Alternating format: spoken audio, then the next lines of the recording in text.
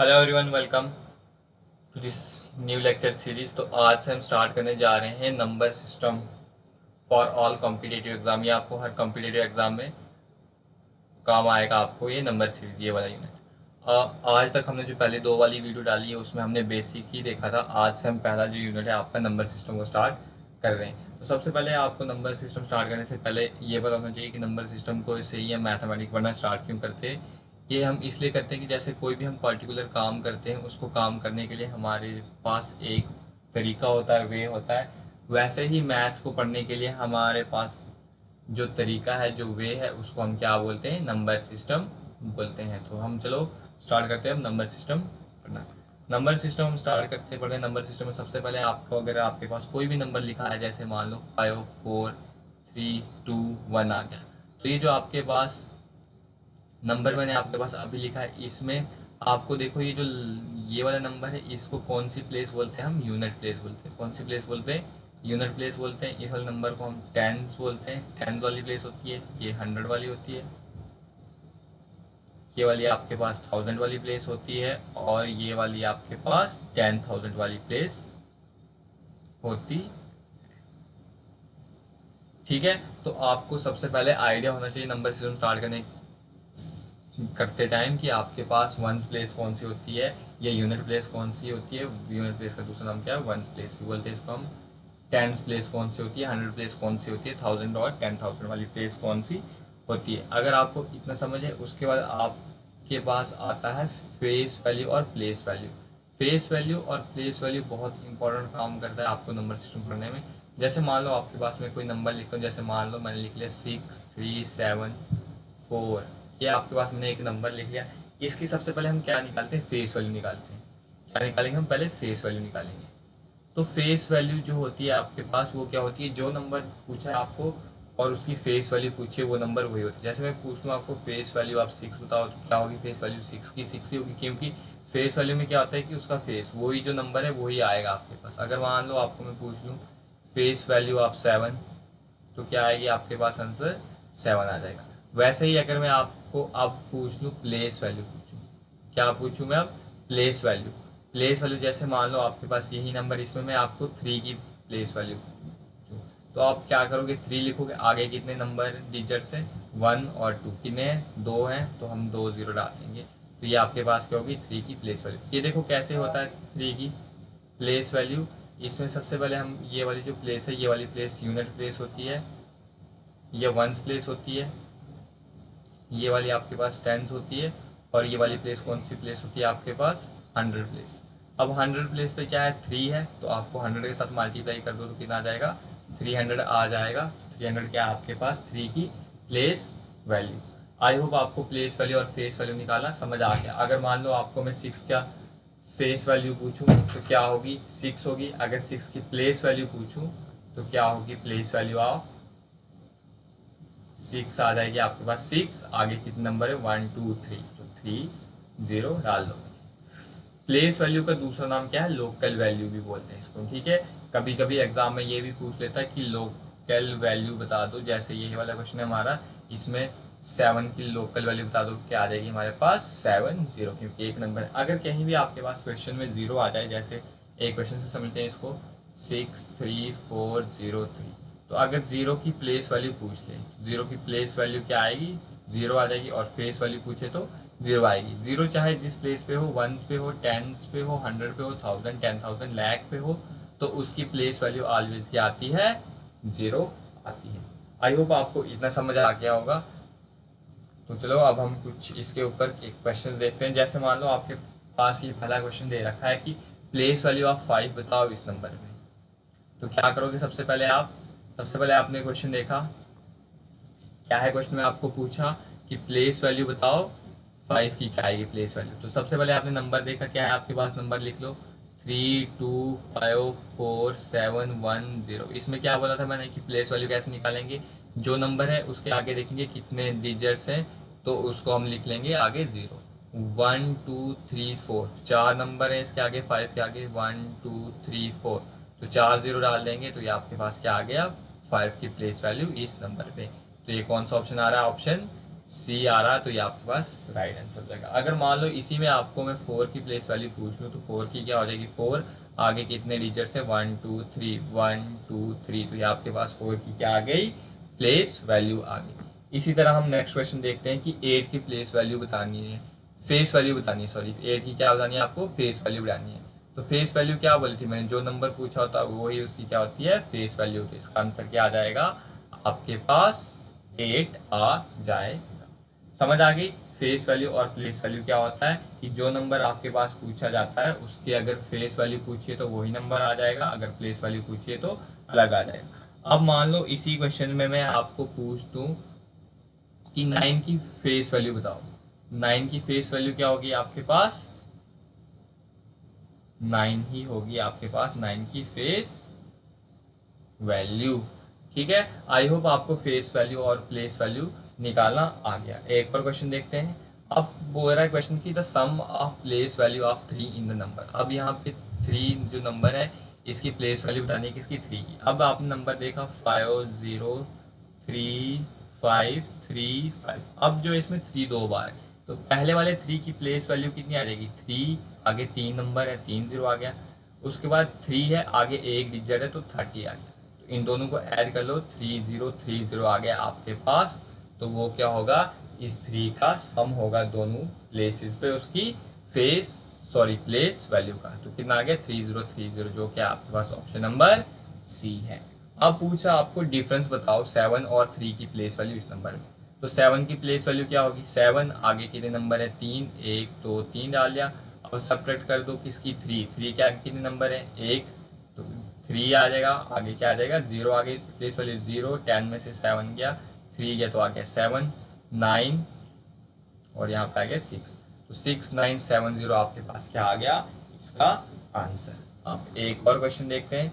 अब देखो आपको क्या पूछा, difference between local value. Local value का मैंने दूसरा क्या बताया था कि जो आपके पास प्लेस वैल्यू होती है उसका दूसरा नाम क्या होता है, लोकल वैल्यू। तो क्या बोल रहा है, difference between the local value and the face value of 7 in the number. ये आपके पास नंबर है, इसमें आपने डिफरेंस निकाला है लोकल वैल्यू या जिसका मतलब होता है प्लेस वैल्यू और 7 की जो फेस वैल्यू। तो 7 की पहले प्लेस वैल्यू निकालो, क्या आएगी, 7 आगे कितने डिजिट्स है, 1 2 3 4, 1 2 3 4। अब डिफरेंस निकाल दो किसका, फेस वैल्यू पूछिए 7 की, तो फेस वैल्यू ऑलवेज क्या होती है, जो नंबर पूछा था वही होती है। तो इसको सब्ट्रैक्ट करोगे, यहाँ पे आएगा 3 9 9 9 6। तो 6 9 9 9 3 आपके पास क्या आ गया, इस क्वेश्चन का आंसर आ गया। अब देखो आपके पास पूछा है the sum of greatest and smallest number of 5 digit. तो क्या होता है, देखो स्मॉलेस्ट नंबर अगर कभी भी किसी भी कितने डिजिट का भी पूछा हो तो वो अगर जैसे मान लो आपके पास 3 डिजिट का पूछा है तो वो क्या होगा 100। तो अगर ग्रेटेस्ट पूछा हो 3 डिजिट्स का तो वो क्या होता है 999। वैसे ही अब आपके पास 5 डिजिट का ग्रेटेस्ट नंबर पूछा तो क्या होगा, वो 99999, 5 बार 9। अगर 4 बार पूछा तो 4 बार 9 आते हैं, जितनी बार पूछा हो तो उतनी बार 9 आ जाते हैं। और स्मॉलेस्ट क्या आएगा 1000, सॉरी 10,000 आ गया। ठीक है, क्यों, क्योंकि आपको 5 डिजिट का पूछा है तो 10,000 ये आएगा। अब देखो इन दोनों को सम कर दो, 0 और 9, 0 और 9, 0 और 9, 0 और 9, 9 + 1 आ गया 10। तो 10 9999, 10 9999 ऑप्शन कौन सा आपके पास, सी। ये क्या हो गया आपके पास, इसका आंसर हो गया। जब भी आपको फेस वैल्यू और प्लेस वैल्यू पूछे तो आई होप आपको आज के बाद ये लेक्चर देखने के बाद कोई भी डाउट नहीं रहेगी। देखो हमारा जो यूट्यूब चैनल है जेके लेटेस्ट इन्फो, इसी नाम से हमारा टेलीग्राम ग्रुप है जिस पे आपको यही, और इंस्टाग्राम पेज है और फेसबुक पेज है, इसी नाम से आपको यहाँ पे इस वीडियो लेक्चर की जो PDF है ये प्रोवाइड हो जाएगी। और इस वीडियो का हम लाइक एम रखते हैं 1500 लाइक। आई होप आप मेरी हेल्प करोगे 1500 लाइक्स अचीव करने में। अब देखो नंबर सिस्टम आ गया। मैंने बोला कि जैसे हमें मैथ्स कोई भी काम करने का एक पर्टिकुलर वे होता है, वैसे ही हमें मैथ्स पढ़ने का क्या एक वे है, नंबर सिस्टम। नंबर सिस्टम भी देखो आपके पास कितने टाइप का होता है, 4 टाइप्स का होता है नंबर सिस्टम। कौन कौन सी टाइप होती है आपके पास, एक होता है बाइनरी नंबर सिस्टम, एक होता है binary number system, just wait मैं कलर चेंज कर लूँ उसका। एक होता है आपके पास बाइनरी नंबर सिस्टम क्या आ गया आपके पास, एक कौन सा होता है, बाइनरी नंबर सिस्टम होता है, उसके बाद होता है ऑक्टल नंबर सिस्टम, और होता है डेसिमल नंबर सिस्टम, और होता है hexadecimal number system. Binary number system में आपके पास क्या होता है, दो नंबर होते हैं, बेस मतलब क्या होता है आपके पास 2, ये दो डिजिट भी कौन से होते हैं, दो ही, कौन कौन से, 0 और 1। वैसे ही ऑक्टल बाइनरी नाम से बता रहा है, बाई बाई का मतलब क्या होता है 2, अब ऑक्टल आता है, ऑक्टल का मतलब क्या होता है 8, इसमें डिजिट्स कितने आते हैं, 8 आते हैं, और बेस कितना आता है 8। तो यहाँ कहाँ से डिजिट्स होंगे, 0 से लेके 7 तक होंगे, जो भी आपके पास डिजिट्स हैं ये क्या होंगे आपके पास, किसमें आ जाएंगे, ये ऑक्टल में आ जाएंगे। उसके बाद अगर आपको डेसिमल पूछा तो डेसिमल का मतलब क्या आएगा कि 10 तक आएंगे, बेस 10 होगा, डिजिट्स कहाँ तक आएंगे 10 तक, मतलब 0 से लेकर 9 तक जो आपके पास डिजिट्स हैं ये किसमें आ जाएंगे, डेसिमल नंबर सिस्टम में। अब आता है हेक्साडेसिमल। हेक्साडेसिमल का बेस 16 होता है, इसमें जो है आपके पास 10 तो डिजिट होते हैं, उसके बाद 6 क्या होते हैं, अल्फाबेट्स। 0 से 9 तक डिजिट्स तो आएंगे, बट इसमें अल्फाबेट्स आते हैं ABCDE एंड F। अब आप पूछोगे कि अल्फाबेट्स कैसे आएंगे, हम मैथ्स पढ़ रहे हैं, तो आपने कभी कैलकुलेटर पे कोई बड़ी नंबर मल्टीप्लिकेशन की होगी, जैसे मान लो आपने क्या होगा 2 3 4 2 मल्टीप्लाई 4 3 3 2 मल्टीप्लाई 3 3 3 3 मल्टीप्लाई कुछ भी नंबर आपने किया होगा, तो आपके पास जो भी आंसर आएगा ऐसे आ जाएगा, उसमें ई आ जाएगा। तो अब आप क्या सोचते थे कि ये जो ई आ रहा है इसे आप ऐसे समझते थे कि आपके कैलकुलेटर जो है वो खराब हो गया। कैलकुलेटर खराब नहीं हुआ, उसने आंसर आपका किस में दिया है, हेक्साडेसिमल नंबर सिस्टम में आपको क्या दिया उसका आंसर। तो आज के बाद जब भी आपको आंसर ए में आ जाए, बी में आ जाए, सी में, डी में, तो आपको आइडिया आ जाएगा कि वो क्वेश्चन आपको किसका पूछा है, हेक्साडेसिमल नंबर सिस्टम में उसने क्या दिया है, आपको आंसर दे रखा है। आई होप आपको अभी तक जितना पढ़ाया गया उतनी समझ आई होगी, बट हमने जो हम पढ़ेंगे इस मैथ्स में, हम वो कौन सा नंबर सिस्टम पढ़ते हैं, वो हम खाली डेसिमल नंबर सिस्टम पढ़ते हैं। देखो अब आता है आपके पास decimal number system. Decimal number system मैंने बता दिया कितने डिजिट्स होते हैं, 10 डिजिट्स होते हैं 0 से लेके 9 तक। और इसमें क्या पढ़ते हैं हम, 4 मैथमेटिकल ऑपरेशन। कौन सा, एडिशन वाला पढ़ेंगे, इसमें हम सब्ट्रैक्शन वाला पढ़ेंगे, मल्टीप्लिकेशन वाला पढ़ेंगे, और डिवीजन वाला पढ़ेंगे। अब देखो यहाँ पे एक मैन क्वेश्चन होता है, बहुत से बच्चों की इसकी डाउट होती है कि डिफरेंस बिटवीन डिजिट्स और नंबर के बीच में क्या डिफरेंस होता है। तो ये वाला डिफरेंस जो है, आप इसका आंसर क्या करोगे, कमेंट सेक्शन में कमेंट करके बताओगे, और इसका जो करेक्ट आंसर होगा वो मैं नेक्स्ट वीडियो में बता दूंगा। तब तक आप इसका आंसर जो आपको लगता है, जो भी आपके आइडियाज़ हैं इस क्वेश्चन के बारे में, वो किसमें बता दें, कमेंट सेक्शन में कमेंट करके बता दें। अब देखो आपने हम डेसिमल नंबर सिस्टम पढ़ रहे थे, इसमें डेसिमल नंबर सिस्टम पढ़ने में हमें सबसे पहले कि क्या नंबर पढ़ना चाहिए, कॉम्प्लेक्स नंबर। कॉम्प्लेक्स नंबर क्या होता है, जो a प्लस आयोटा b की फॉर्म में होता है। ये i क्या होता है आपके पास, आयोटा। इस i की वैल्यू कितनी होती है आपके पास, -1 और अंडर रूट में, या अगर हम बोथ साइड स्क्वायर ले लें तो वैल्यू कितनी आ जाएगी, 1। तो आपके पास जो भी नंबर a और b यहाँ पे आपके पास रियल नंबर होते हैं, और i होता है imaginary number. a plus iota b form में जो भी नंबर आएगा वो कौन सा नंबर होगा आपके पास, कॉम्प्लेक्स नंबर होगा। तो देखो कॉम्प्लेक्स नंबर में आपके दो टाइप के आता है, एक आता है रियल नंबर और एक आता है आपके पास इमेजिनरी नंबर। ये जो b की वैल्यू अगर 0 हो जाए तो क्या आ जाएगा, 0 हो जाएगा ये नंबर, ये वाला पोर्शन अगर 0 हो जाएगा, i जो आपके पास इमेजिनरी है तो ये तो खत्म हो जाएगा, तो आपके पास नंबर कौन सा नंबर बन जाएगा, रियल नंबर। अगर b की वैल्यू जो है वो आपके पास 0 के बराबर नहीं आती तो वो नंबर कौन सा बन जाएगा आपके पास, इमेजिनरी नंबर। जैसे मान लो मैं आपको इमेजिनरी नंबर की एग्जांपल ले देता हूँ, जैसे -5 अंडर रूट। ठीक है, इसको हम शार्ट में क्या लिखेंगे, 5 आयोटा, क्योंकि आयोटा की वैल्यू कितनी आती है आपके पास, अंडर रूट -1। तो ऐसे जैसी जो वैल्यू -5 अंडर रूट, या हमारे पास कौन से नंबर में आते हैं, इमेजिनरी नंबर में। तो रियल नंबर में आ जाएंगी, जैसे 2 आ गया, 3 आ गया, -11 आ गया, 22/7 आ गया, अंडर रूट 31 आ गया।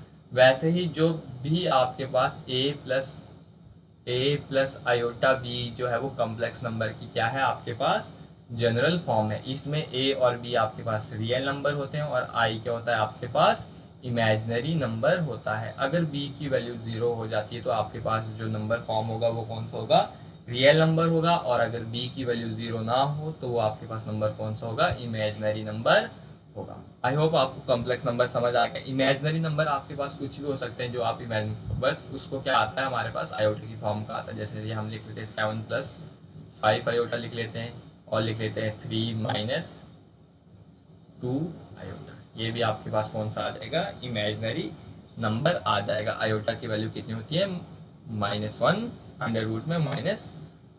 अब आप हमने कॉम्प्लेक्स नंबर पढ़ा, उसकी दो टाइप्स पढ़ाई मैंने आपको, रियल होती है और एक इमेजिनरी होती है। अब जो रियल नंबर है इसकी भी आगे दो टाइप्स होती है। कौन कौन सी होती है, एक होता है रेशनल और एक होता है इरेशनल। रेशनल नंबर क्या होता है कि जो p बाई क्यू फॉर्म में होता है और q की वैल्यू नॉट इक्वल्स टू 0 होता है, उसको क्या बोलते हैं, हम रेशनल नंबर बोलते हैं। और इरेशनल नंबर सिंपल मैं आपको बोलता हूँ कि जो जब भी आपके पास कोई अंडर रूट में वैल्यू आ जाए, क्यूब रूट में वैल्यू आएगी और वो परफेक्ट ना हो, और वो आपके पास क्या हो, परफेक्ट ना हो। जैसे मैं आपके पास लिख लेता हूँ √3, ये आपके पास क्या है, इरेशनल नंबर है। क्यों है, क्योंकि ये परफेक्ट किसी का स्क्वायर रूट नहीं है। ठीक है। अब जैसे रेशनल नंबर तो आपको ने बता दिया कि p/q फॉर्म में होता है। जैसे मान लो हम एक रेशनल नंबर लिख लेते हैं 22/7। ये किस फॉर्म में, p/q फॉर्म में। p आ गया 22, q आ गया 7 और q की वैल्यू 0 के बराबर नहीं है, तो ये आपके पास क्या आ गया, रेशनल नंबर आ गया। अब देखो इसी में अगर मैं नंबर मान लो लिख लूँ 3.14, क्या लिख लूँ, 3.14, वो भी क्या आ जाएगा आपके पास, रेशनल नंबर आ जाएगा। 2 लिख लूँ, वो भी रेशनल आएगा। -3 लिख लूँ, ये भी आपके पास क्या आ जाएगा, रेशनल नंबर आएगा। जैसे इरेशनल क्या बोला मैंने आपको कि जो आपके पास क्या होंगे, परफेक्ट स्क्वायर या परफेक्ट क्यूब नहीं होंगे, तो वो क्या आ जाएगा आपके पास, इरेशनल में आ जाएगा। ये परफेक्ट की पावर 1/4 आ जाएगा कुछ भी। तो जैसे मान लो √7, ये भी आपके पास क्या है, इरेशनल नंबर है। और आपके पास पाई क्या है, आपके पास इरेशनल नंबर है। अब आप क्वेश्चन, आपके दिमाग में क्वेश्चन आएगा कि 22/7 तो पाई की वैल्यू होती है और 3.14 भी आपके पास पाई की वैल्यू होती है, तो आपके पास पाई इरेशनल नंबर क्यों है। बट ये जो आपके पास ये जो वैल्यू है 22/7 और 3.14, ये क्या आपके पास इमेजिनरी वैल्यू होती है, ये रियल वैल्यू नहीं होती। इसलिए क्या आती है, ये आपके पास पाई क्या आता है, आपके पास इरेशनल नंबर होता है। ये इसकी ओरिजिनल वैल्यू नहीं है। जब भी आप कोई क्वेश्चन करते हो उसमें आपको एग्जामिनर क्या है, वो पाई की वैल्यू मेंशन कर देता है कि आपको ये देनी है। तो आई होप आपको रेशनल नंबर और इरेशनल नंबर का पता चल गया होगा। अब मेन क्वेश्चन आता है एक एग्जाम में कि रेशनल नंबर बताओ, ए से बी कोई भी नंबर दिए होंगे, उसके बीच हम रेशनल नंबर कैसे निकालेंगे, रेशनल और इरेशनल। रेशनल नंबर अगर जब भी आपको निकालना है तो ये वाला फॉर्मूला लगा लो, a+b/2। इसमें क्या कर देंगे, a+b/2 कर लेंगे तो आपके पास रेशनल नंबर निकल जाएगा। अगर आपके पास इस फॉर्मूले से आपने क्वेश्चन निकाला और वो ऑप्शन में नहीं है, तो तब उस केस में आप कौन सा फॉर्मूला लगाओगे, ak+b/k+1। जो k है आपके पास, ये क्या होगा, नेचुरल नंबर। क्या होगा आपके पास, नेचुरल नंबर होगा। वैसे ही अगर आपको इरेशनल नंबर निकालने, तो पहले किसी दो नंबर के बीच निकाला तो उसका अंडर रूट ले लो, स्क्वायर रूट ले लो, फिर उसी का क्यूब रूट ले लो, फिर उसके 1/4 पावर ले लो, वैसे कर लो। चलो एक क्वेश्चन देखते हैं हम। जैसे मान लो हम क्वेश्चन देखते हैं कि क्वेश्चन देखते हैं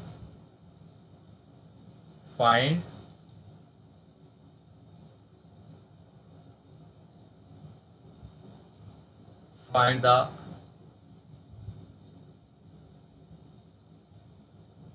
रेशनल नंबर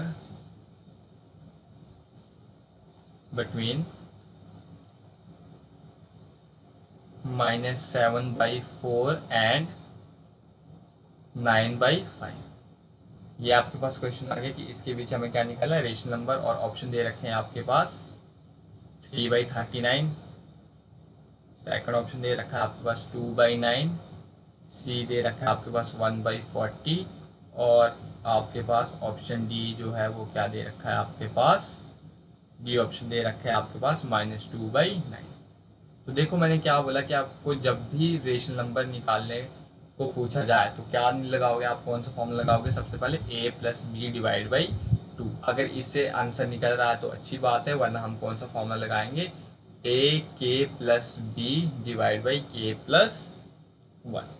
चलो देखते हैं, a+b/2 लगाते हैं। a आपके पास क्या है, -7/4, b क्या है आपके पास 9/5। लिख लो -7/4 + 9/5 और होल डिवाइड में क्या आएगा 2। अब ले लो यहाँ पे हम 4 और 5 कैल्शियम लेते हैं, जो कितना आ जाएगा 20 आ जाएगा। 4 को 5 से मल्टीप्लाई करेंगे तब 20 आएगा, तो ये बन जाएगा -35। फिर 7 को भी करना पड़ेगा और 5 को 4 के साथ करेंगे जब 20 बनेगा, तो 9 को 4 के साथ करेंगे तो कितना आ जाएगा 36, और होल डिवाइड में 2 है तो ये क्या हो जाएगा, इधर मल्टीप्लाई में 2 हो जाएगा। तो अब आपके पास कितना आ गया, -35 + 36 आ गया 1 डिवाइड बाई 4, 2 इंटू 20 कितना आ गया आपके पास 40। तो आपके पास आंसर क्या आ गया 1/40, जो कि आपके पास ऑप्शन नंबर सी। अगर बाई चांस आपको एग्जाम में यही क्वेश्चन आता और 1/40 आपको इस मेथड से निकाल दिया, अगर ये 1/40 ऑप्शन होता तो आप उस केस में आप कौन सा फॉर्मूला लगाते, ए के प्लस बी डिवाइड बाई के प्लस 1। ए की वैल्यू क्या लगाओगे आप, वही -7/4 लगा दोगे।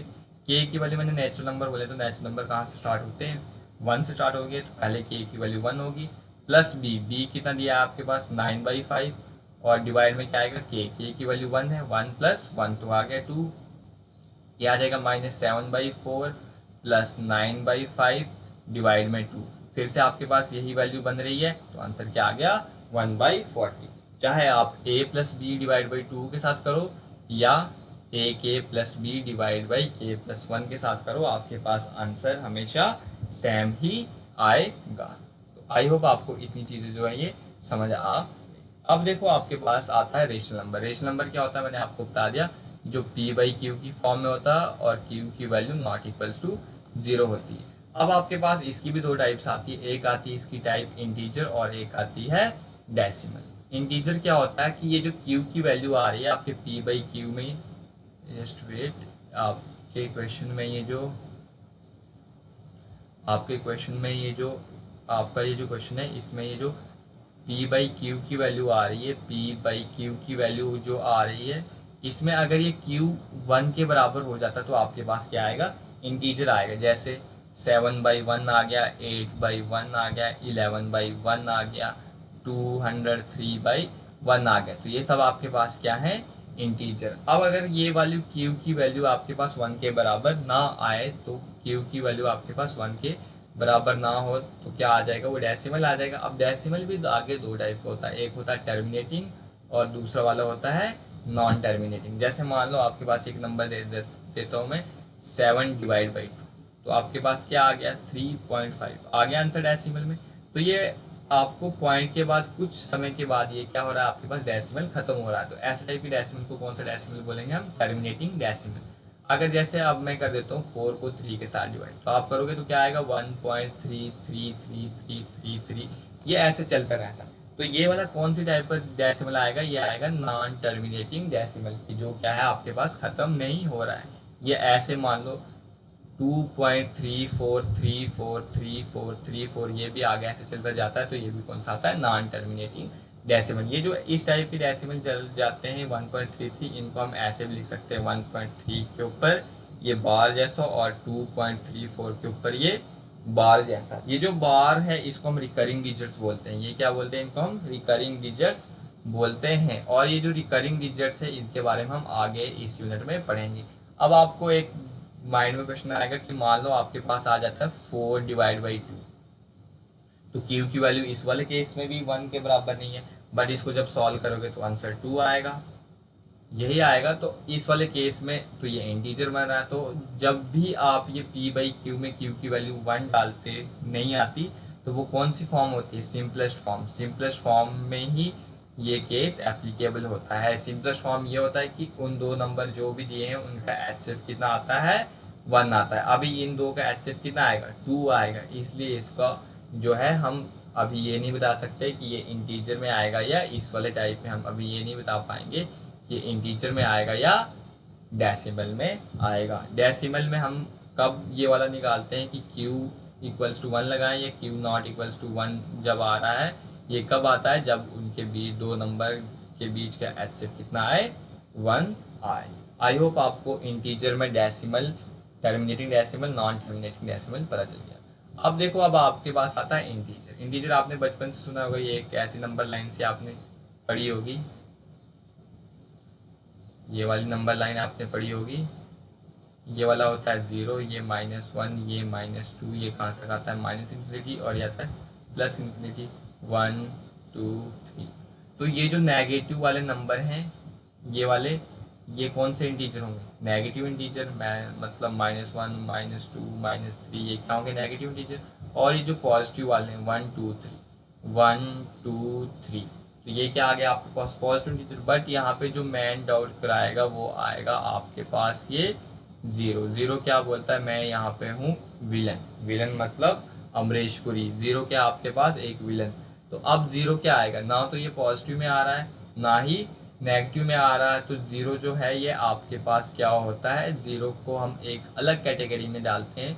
जीरो को क्या बोलते हैं हम, न्यूट्रल इंटीजर। क्या बोलते हैं जीरो को, न्यूट्रल इंटीजर। क्यों बोलते हैं जीरो को न्यूट्रल इंटीजर, जीरो बोलता है मुझे चाहे ऐड करो, मुझ में जो भी ऑपरेशन आपके पास बेसिक मैथमेटिकल ऑपरेशन है वो लगाओ, मुझे कोई फर्क नहीं पड़ता। जैसे जीरो को अगर मैं +2 के साथ मल्टीप्लाई करूँ फिर क्या बनेगा, जीरो ही बनेगा। जीरो को मैं -3 के साथ मल्टीप्लाई करता हूँ तो भी क्या बनेगा, जीरो। अगर जीरो को मैं +2 के साथ ऐड करता हूँ 2 ही बनेगा। जीरो को मैं -3 करता हूँ तो -3 बोलता है। जीरो बोलता मुझे चाहे आप किसी नंबर के साथ मल्टीप्लाई कर दो, ऐड कर दो, या तो मैं जीरो बनूंगा या उसी नंबर के बराबर बनूंगा। तो इसलिए जीरो को क्या बोलते हैं हम, न्यूट्रल इंटीजर। जीरो क्या करता है, इसमें एक टाइप का विलन की तरह काम करता है। अब चलो हम आगे देखते हैं कि इंटीजर में अब हमारे पास दूसरी कैटेगरी आती है नेचुरल नंबर। नेचुरल नंबर क्या होता है कि जो पॉजिटिव इंटीजर का सेट है उनको क्या बोलेंगे हम, नेचुरल नंबर। जैसे आपके पास 1 2 3 ये कहाँ तक, इन्फिनिटी तक का ये जो सेट है इसको क्या बोलेंगे हम, नेचुरल नंबर। और ऐसे ही होल नंबर क्या होगा, ये जो पॉजिटिव इंटीजर है इन्हीं का set 1 2 3 up to infinity. But इसमें क्या इस टाइप इंक्लूड हो जाएगा जीरो भी, उसको क्या बोलेंगे हम, होल नंबर बोलेंगे। इस लेक्चर में हमने पूरा होल जितने भी टाइप्स ऑफ नंबर है उन सभी के बारे में डिस्कस किया है। अब इंटीजर की दो टाइप्स और आती है, आपने बचपन से पढ़ा होगा। एक आता है इवन नंबर और एक आता है ऑड नंबर। तो आप इवन नंबर को बोलते हैं कि जो 2 से डिवाइड होता है वो इवन नंबर, जो 2 से डिवाइड नहीं होता वो क्या होता है, ऑड नंबर। बट अगर 2 से तो डिवाइड जीरो भी होता है, और जैसे 3 हमारे पास क्या है, ऑड नंबर है, 2 क्या है, इवन नंबर है। तो जीरो को अगर मैं 2 के साथ डिवाइड करूँ तब भी जीरो आएगा, और जीरो को मैं 3 के साथ डिवाइड करूँगा तब भी जीरो आएगा। तो हम कैसे बोलेंगे जीरो इवन नंबर है या ऑड नंबर है। तो आप पहले ये याद रखो कि जो बेसिक हमारे पास इवन नंबर है, स्मॉलेस्ट इवन नंबर है वो क्या है हमारे पास, 2। अब जीरो जो है वो हम जीरो क्या लेते हैं, इवन नंबर लेते हैं। जीरो को इवन नंबर इसलिए लेते हैं हम कि जीरो जो है वो क्या करता है, जीरो को हम क्या लेते हैं, इवन नंबर लेते हैं। जीरो को क्या लेते हैं हम, इवन नंबर लेते हैं। क्यों लेते हैं कि जीरो जो है वो इवन की सारी प्रॉपर्टीज फॉलो करता है। अब देखो, और ऑड की जो है वो सारी प्रॉपर्टीज फॉलो नहीं करता। आप पूछोगे क्या प्रॉपर्टीज होते हैं, तो चलो मैं बताता हूँ। जैसे अगर जीरो को आप 2 के साथ मल्टीप्लाई करोगे तो जीरो आएगा। जीरो को अगर 1 के साथ मल्टीप्लाई कर रहे हो तो जीरो आएगा। उसके बाद अगर जीरो को 2 के साथ डिवाइड कर रहे हो तो भी जीरो आएगा। अगर जीरो को मैं 3 के साथ डिवाइड कर रहा हूँ तब भी जीरो आएगा। जीरो जो है यहाँ तक तो इवन की प्रॉपर्टीज भी फॉलो कर रहा है और ऑड की प्रॉपर्टीज भी फॉलो कर रहा है। बट अगर मैं नंबर को ऐड कर दूँ, जैसे मैं बोलूँ इवन को मैं जब 2 इवन को ऐड करूँगा आपके पास आंसर भी इवन आएगा। जैसे मान लो 2 को मैं 4 के साथ ऐड करता हूँ तो आंसर क्या आएगा, 6, जो क्या है आपके पास इवन। वैसे ही अगर मैं इवन में से इवन को घटाऊं तो आपके पास क्या आएगा, इवन। जैसे मैं 8 को 4 को मैं 8 में से माइनस करूं तो आपके पास क्या आ गया, 4। अब और की भी यही प्रॉपर्टी है। और बोलता है कि अगर मैं 2 और ऐड करूं, क्या, अगर मैं 2 और को ऐड करूं तो आपके पास क्या बनता है, और इवन नंबर बनता है। और 2 और को सब्ट्रैक्ट करूं तो क्या बनता है, तब भी इवन नंबर बनता है। तो और बोलता है कि अगर मैं एक इवन और एक ऑड को ऐड करूं तो आपके पास क्या बनेगा, ऑड बनेगा। जैसे देखो 2 ऑड लेंगे, हम लेते हैं 3 + 7 तो कितना आ गया, 10। 10 क्या होता है, इवन नंबर। उसके बाद लेते हैं हम 17 - 3, कितना आ गया, 14, जो कि आपके पास इवन नंबर। अब एक इवन लेते हैं और एक और, तो ऑड होना चाहिए। जैसे 4 में हम 3 को ऐड कर लें तो 7 आ गया, तो ये क्या आ गया, ऑड आ गया। अब मैं देखो इवन की जगह जीरो डालता हूँ तो दूसरा नंबर भी जीरो डालता हूँ। हम चेक करते हैं जीरो इवन है या ऑड है। तो जैसे मान लो यहाँ पे मैं डाल देता हूँ,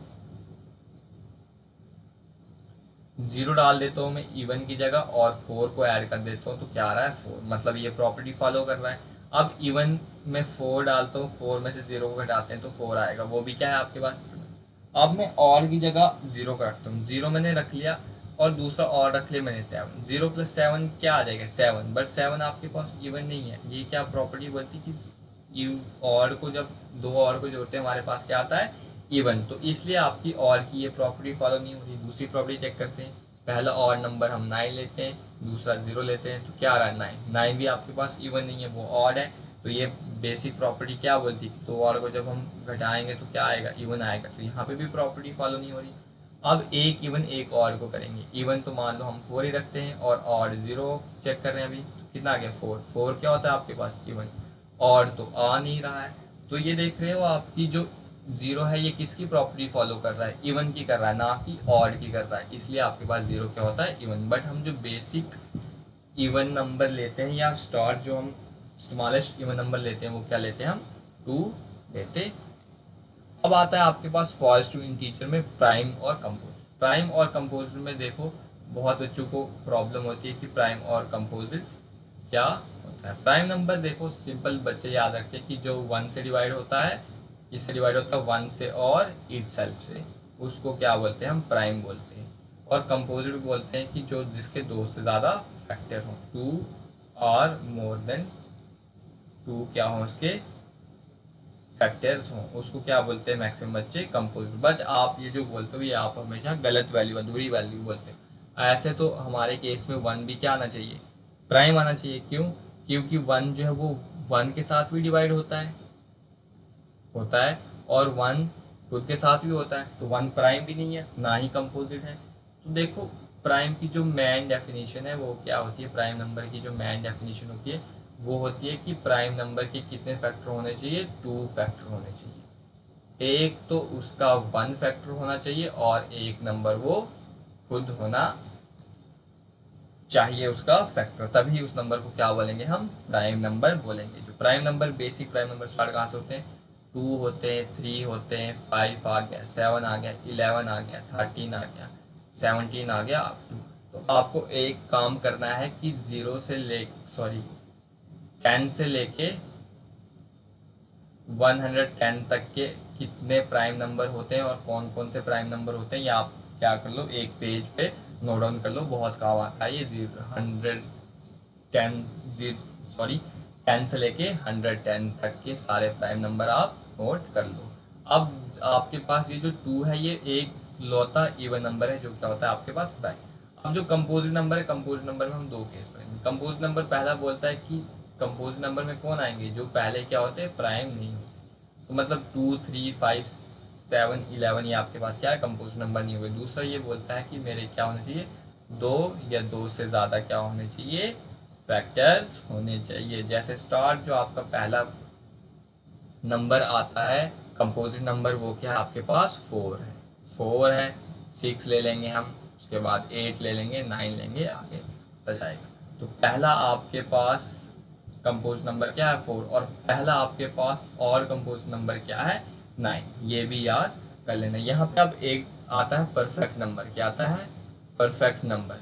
परफेक्ट नंबर बोलता है क्या बोलता है कि जैसे कोई नंबर ले लिया, जैसे हमने 6 ले लिया, 6 के फैक्टर कर दिए, 3 आ गया, 2 आ गया और 1 आ गया। जब फैक्टर का सम 3 + 2 + 1 किसके बराबर आ गया 6 के बराबर आ गया, उसी नंबर के बराबर आ गया।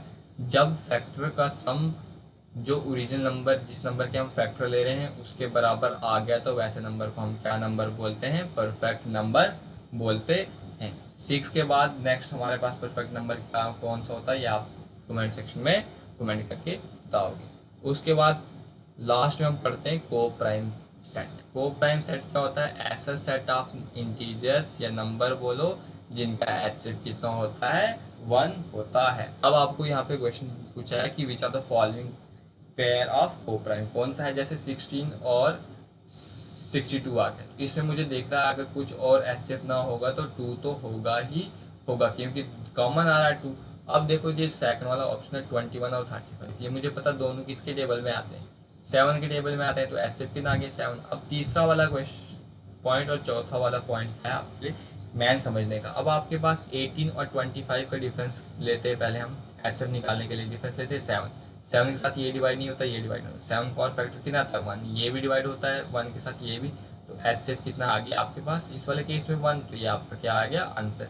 अब आप मुझे कमेंट करके बताओगे कमेंट सेक्शन में कि 23 और 92 आपके पास को प्राइम पेयर है या नहीं है। अगर है तो क्यों है, और अगर नहीं है तो क्यों नहीं है। ठीक है, आई होप आपको वीडियो अच्छी लगी होगी, आपको सारा जो बेसिक है ये नंबर्स के बारे में आपको समझ आ गया होगा। आपको कोई भी डाउट होती है वो कमेंट सेक्शन में कमेंट करके बता दीजिए। जब आपका ये इवेंट खत्म होगा उसके लास्ट में हम एक आपके लिए जो पूरे प्रीवियस ईयर क्वेश्चन आए होंगे इस यूनिट से, वो आपके साथ डिस्कस करेंगे। तो आई होप आपको वीडियो अच्छी लगी। कोई भी फीडबैक हो वो कमेंट सेक्शन में कमेंट करके बता दीजिए। और इस वीडियो में हम लाइक का एम रखते हैं 1500 प्लस लाइक। तो ठीक है, थैंक यू, जय हिंद, थैंक्स फॉर